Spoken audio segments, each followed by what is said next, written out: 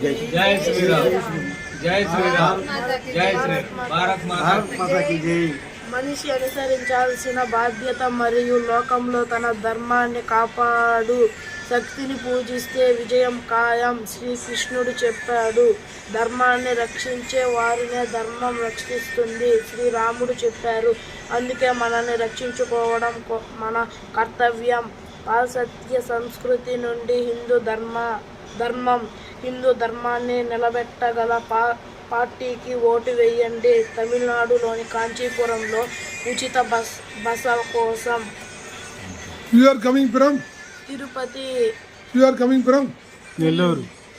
Other anybody demand money here? No money. Amount ఏం తీసుకోండి. ఇబ్బంది పెట్టారా? ఏం ఇబ్బంది పెట్టలేదు. Free room. తిరువూరు సమయ. మాది విజయవాడ.